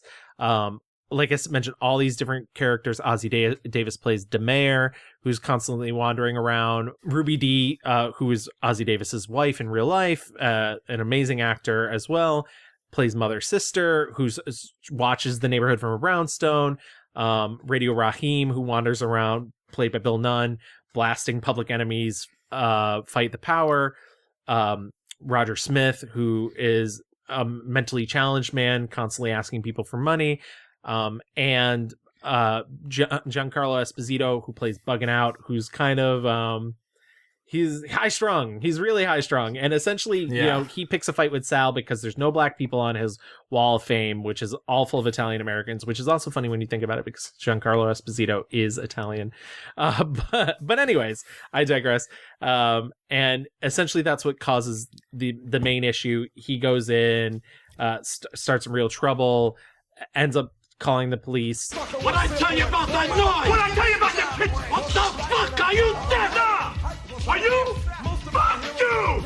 We want the black people on that motherfucking wall of fame now! Tired of going fucking home and been all fucking day fucking out! With that jungle music off, we ain't enough! Why ain't gonna be about jungle music? Why ain't gonna be about Africa? It's about them fucking bitches! It's about turning that shit off and get the fuck out of my place! Ready or ready? Fuck you! And fuck you too!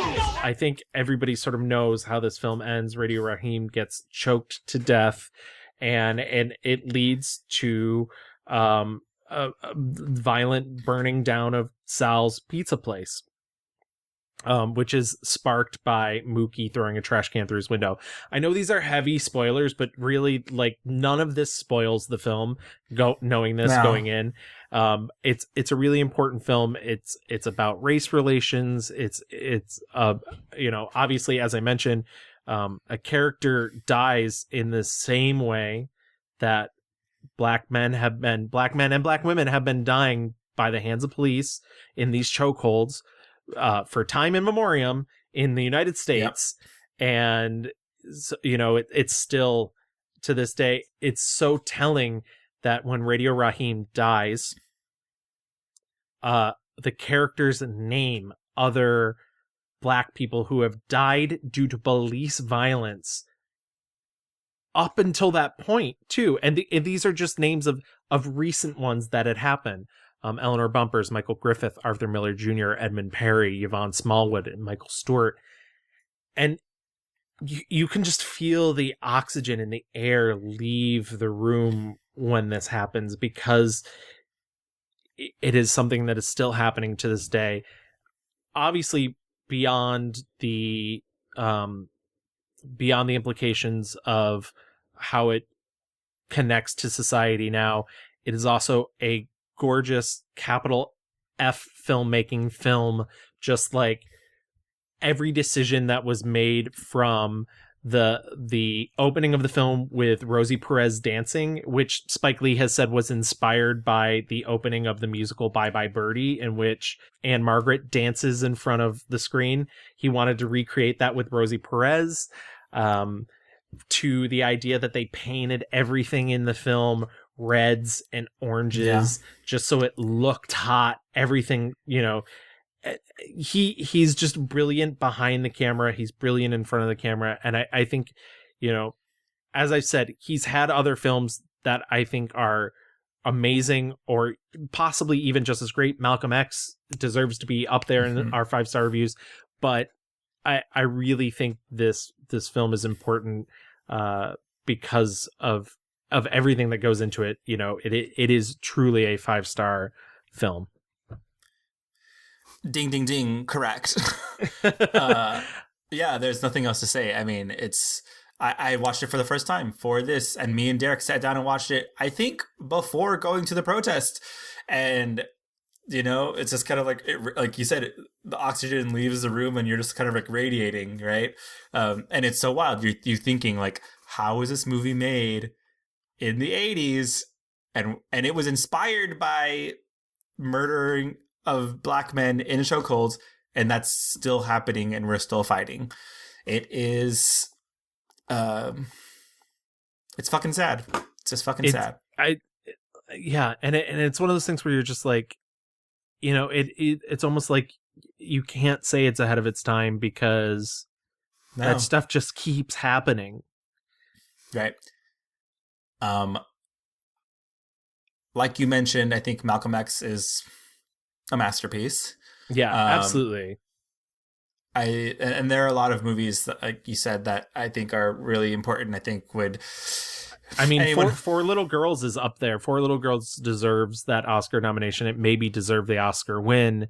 I also really like Bamboozled. I don't think Bamboozled's a mess by any means. I think it's all very I think it is maybe his most focused in terms of just really, he's like, I have a message. I am Jasmine Masters, right, and I have something to say. And hello.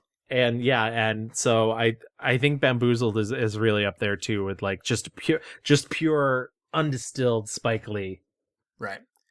And I will say, just because this is a movie that he, has been most acclaimed for, Black Klansman, I watched it in a theater with friends, and I just remember walking out crying.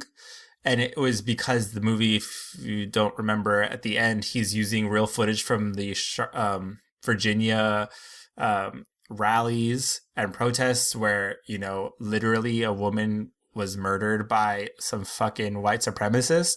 And he just does that to you. And in a lot of his movies, it's this is not just entertainment, it's reactions and reflections of the real world. And it's just so shocking. He does that with a lot of his movies. So truly, what a gift to like have to even choose one 5-star review, because there's so many that are so good. There's so many. And as I mentioned before, Get on the Bus, it just holds like such a special place in my heart. Yeah. So before we get out of our reviews, let's do our mixed reviews review. So my 1-star review was 2013's Old Boy. My 1-star review was 2004's She Hate Me. And my 5-star review was 1989's Do the Right Thing. My 5-star review was 1988's School Days. Snap. So Gavin, let's get into our fast forward.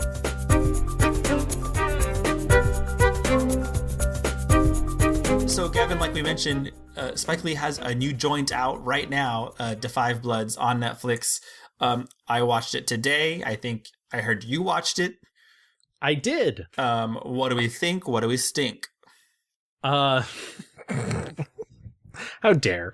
I liked it a lot, actually. I thought it was really inventive. I liked the way that it used different film formats. I liked his message a lot, and I love his use. It's so funny. I had no question about this, but apparently some film critic was like, like it's strange that they didn't do anything to de-age the actors for the Vietnam scenes. And I thought that was such a bold, obvious choice that, like, it's funny. I had read something too where he was like, yeah, well, we didn't have $130 million. The Irishman money to de-age. He's like, so we just decided to use the actors as is. Literally, I would rather watch this movie 10 more times than watch The Irishman again. Okay. It's really great. It's a film about 4 black men who served in Vietnam who decide to go back to retrieve the body of their fallen commander, played by Chadwick Boseman, who died during the war. But they also have an ulterior motive, which is they're there to collect gold that they buried while they were serving there. Yeah, it's very sneaky. I think it's a really great thriller. It's fun, but it's also very deep and moving. There's a lot of, I think the main message of this is that war never ends. Yes. And it's very, again, it's long, but it doesn't feel long. And no, and there's interesting undercurrents that have to deal with some of his other films. You know, there's the supposed class differences between characters. Delroy Lindo's character, Delroy Lindo, who is amazing in this movie, is a hardcore Trump supporting conservative. Right. And it's funny, I'd read Delroy Lindo begged Spike Lee to change the character, and Spike Lee was like, no, these people exist. There's a lot to say about the difference in which people perceive themselves, the difference in the way the outside world perceives them. I love the element of propaganda used throughout the movie. Black GI, your government sent 600,000 troops to crush the rebellion. Your soul sister and soul brothers are enraged in over 122 cities. They kill them. Why you fight against us? So far away from where you are needed. It feels almost very much like there was some propaganda used by the Nazis in Miracle at St. Anna, and I think it's interesting to look at how they're handled differently in this. And I think those are, I don't know, there's lots of interesting stuff. There's stuff about fatherhood, secrets and lies, and I don't want to say too much because I genuinely think you guys should see it. I do think this is, I don't know, it's one of my favorite films of his in a long time. I've seen some people say it's messy. I do not think it's messy. No. I think it's a very well thought out. I think it feels very loving. This movie, even though like Delroy's character feels like maybe the world has turned its back on him or whatever, it doesn't feel cynical, and there's a lot of love in this movie, and it ends in a very uplifting way. I do want to take one moment. We haven't mentioned Isaiah Whitlock Jr., who is in a lot of his movies, and you might, if you are going through the filmography of Spike's, you'll notice often there is a character who will come on stage or on screen, and literally it could be it's in 25th Hour, it's in this movie, and it's always, I think 25th Hour is the first one that his character appears in, and he is known because he says shit. And it's not just like that, but it is just like that. Also in Defy Bloods, Clark Peters, who is a fucking treasure of an actor and does not get enough credit for everything that he's done over the years. I didn't mention before, he directed the live stage version of Passing Strange, I think in 2008. Yes. And he's headed back to the theater. He is directing the American Utopia live theater concert extravaganza. Right. The David Byrne Broadway concert. I'm super excited. I love David Byrne. I love Spike Lee. Spike Lee loves music. Like, I think it's just a match made in heaven. Yep. And genuinely his directing of Passing Strange is one of the best. As I mentioned before, he has this great quality of when he does live shows, really making it feel kinetic, making, one of the great things about Passover, as I mentioned, the film that's on Amazon, is he really finds a way to incorporate the audience, and really it sort of makes you feel like you were there. So I'm very excited about that. I guess looking forward to the future, I think the main thing that I'm thinking about is, this Oscar So White push that we've been through for the past 5-ish years. And it seems like, the pressure that society has been putting on the industry and the Academy is working, and it needs to keep working. And I'd be just interested in seeing, you know, what a rise. I mean, Spike was supposed to be the presiding over Cannes this year, right? Like, I think he was like, yeah. And I wonder, like, in my head, I'm like, oh man, what would have he have, you know, really loved at Cannes and awarded and lifted up. And so I'm just excited. I mean, we're so lucky that he's still around and still making such great film when finally culture is turning and like correcting all these like injustices. So I'm excited about what's next for him, and also for the industry to start recognizing his work. And I think one of the more interesting changes, too, has been he is somebody who's really embraced streaming in a way that other filmmakers haven't.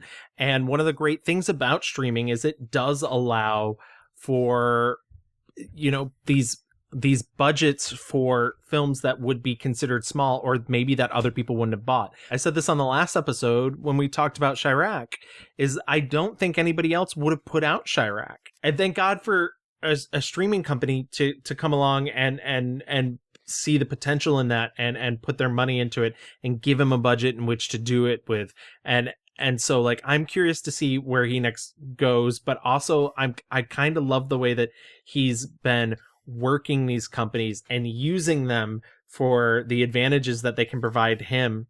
Totally. And it also allows other people to see, you know, like earlier today I was on Netflix. Da 5 Bloods was number 3 in their top 10 in terms of things people are watching.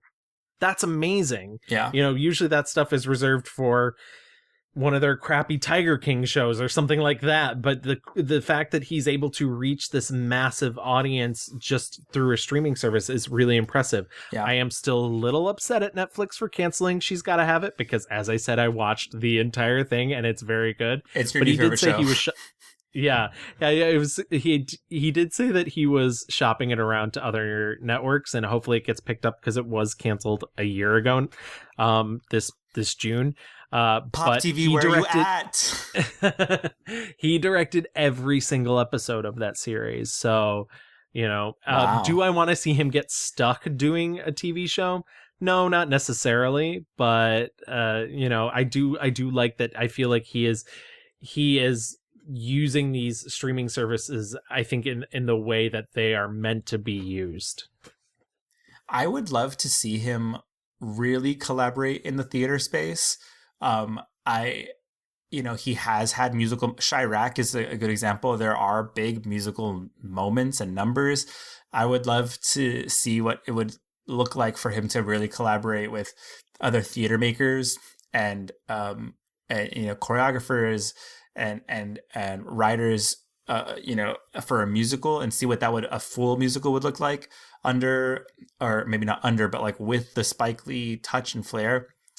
Because I just love that there is no genre that is untouched by him. Yeah. I don't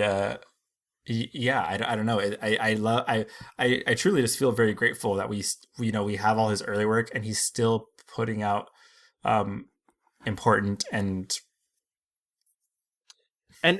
it, very similar to what you said about Angela Bassett in the last episode. I think the other great legacy of Spike Lee is all the people that will come after him because of all the doors that he has kicked down, all the stuff that he has done. And you're starting to see it. It's still not quite enough. I mean, the diversity is still not quite there, but people like Ava DuVernay and Barry Jenkins and Ryan Coogler, John Singleton owes a lot to Spike Lee, Jordan Peele, Kasi Lemons. These filmmakers, Boots Riley even said that even though they've had some beef with each other, Boots Riley said that he saw his films and it made him want to make movies. So I think when you talk about Spike Lee, you can't help but also think about the legacy that he will leave behind, as well as the path that he has trod for the people that come after him. Yeah. And it's just up to us to keep, watching his movies, spreading the word, and watching the movies of more and more Black filmmakers and making them part of our vernacular. Like, it's embarrassing that I had not watched something of his until BlacKkKlansman. Like, that's just a fucking fact. And, you know, I mean, I agree. Oh, is that a read? Gavin. This episode's fucking over. I swear to God. But yeah. no, I agree. He's important. He's important to the history of film, and he's now important to the history of this country. Yeah, and if your kids, and we're only seeing fucking like Steven Spielberg, like his movies and his name should be discussed on the same level. And so take the time, listeners, to find some of his stuff. A lot of his stuff is on Netflix, the Criterion Collection. It's easy to find and easy to watch. There is no excuse. Well, I think that wraps up Spike Lee and another great episode, and hopefully we have broadened your horizons and you can go out there and check out some of his films. He has a vast canon. Yes, please.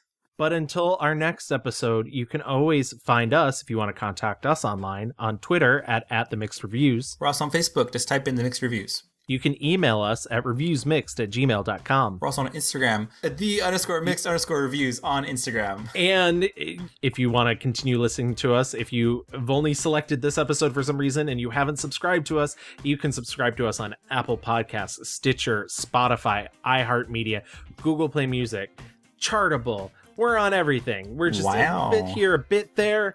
But if you could do me a huge favor, and if you listen to us on Apple Podcasts, leave us a 5-star rating and write us a nice review. It helps other people find us, and we love hearing from you, and we'll read it on the show.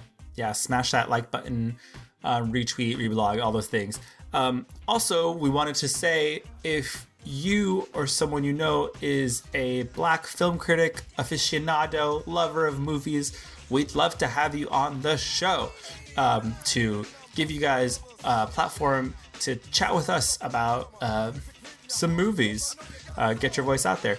So we'd love to hear from you. Just shoot us an email or slide into our DMs, whatever your preferred method of communication is.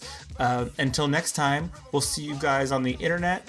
We might have a watch party coming soon, and our poll will be coming soon. So thank you guys. Thank you, everybody. Bye. Have a great week. Fight the power. Fight the power. Fight the power. Fight the power. Fight the power. Fight the power. Fight the power. We got to fight the powers that be. As the rhythm's designed to bounce with calcium that the rhymes designed to fill your mind. Now that you realize the prize arrives, we got the